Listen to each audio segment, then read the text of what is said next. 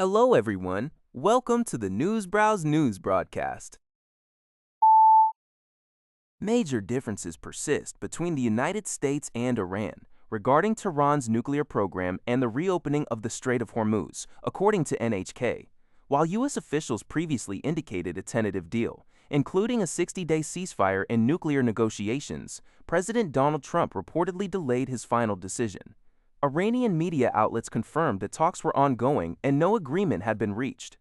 Mohsen Rezai, a military advisor to Iran's supreme leader, publicly criticized President Trump for betraying diplomacy, citing the continued naval blockade and excessive demands as proof of Trump's reluctance to engage in genuine talks and his pursuit of other objectives. CNN reported Trump's insistence on free, unhindered navigation in the strait. While Iran asserts its right to manage traffic in conjunction with Oman, Reuters also highlighted the significant unresolved issues, quoting a U.S. official who stated that President Trump would only accept a deal beneficial to America and that Iran can never possess a nuclear weapon.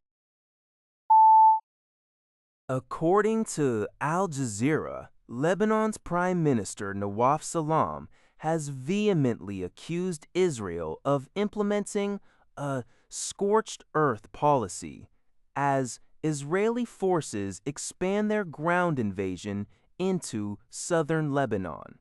The escalating conflict saw an Israeli strike kill a paramedic in southern Lebanon, while Israeli troops continue their advance towards the significant city of Nabatea. Concurrently, Hezbollah claims to have launched more attacks on northern Israel.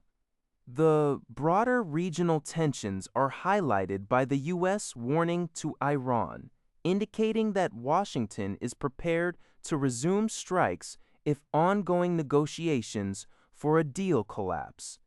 Meanwhile, in Gaza, Palestinians are mourning Jamal Abu Aaon, a doctor killed in an Israeli strike in central The article from Lingers, the UK Foreign Minister Cooper is set to visit China and India. The trip, starting Monday, June 1st, will focus on pressing global issues, including the situation in the Strait of Hormuz, the ongoing Russia-Ukraine war, and the recent Ebola epidemic. During her visit to China on June 2nd, Cooper will meet with Chinese Foreign Minister Wang Yi and Vice President Han Zheng, followed by a technology-themed event in Shenzhen. This marks the second visit by a high-ranking British official to China since Prime Minister Starmer's visit in January, where he met President Xi Jinping and pledged to strengthen trade, investment, and technology cooperation. The British Labour government has prioritized improving relations with China. On June 4th, Cooper will arrive in India to meet with Foreign Minister S. Jaishankar and engage with business leaders, academics, and government partners to advance the UK-India Vision 2035 cooperation. The article notes that a free trade agreement signed last year between the UK and India has faced hurdles due to London's tightened steel import restrictions. CBS News reports that NASA has selected two companies, California-based Astrolab and Colorado-based Lunar Outpost, to develop the first moon buggies for its planned lunar base near the South Pole. Each company will receive approximately $220 million for the project. Astrolab is developing a rover called Flex, designed to carry 2 astronauts and supplies, operate for a year, and traverse hundreds of miles of lunar terrain. Lunar Outpost is developing a buggy named Pegasus. These next-generation lunar terrain vehicles are intended to be a blend of the Apollo lunar rover's astronaut-carrying capability and the remote operability of modern rovers like Mars Perseverance.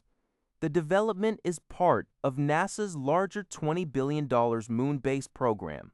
A recent explosion of Jeff Bezos' Blue Origin New Glenn rocket, which is crucial for delivering these rovers, could pose a setback to these plans. Despite potential challenges, Lunar Outpost CEO Justin Cyrus sees opportunities beyond NASA, aiming to create a versatile vehicle capable of serving multiple customers on the lunar surface. Al Jazeera reports on rescue operations underway in eastern Syria following severe flooding caused by the Euphrates River bursting its banks. Rescue workers have been actively pulling stranded farmers from the floodwaters. The Deir az-Zor region is among the areas most heavily affected, where the rising water levels led to a bridge collapse, consequently cutting off several communities and complicating humanitarian efforts. That's all for this video. Thank you for watching. See you in the next video.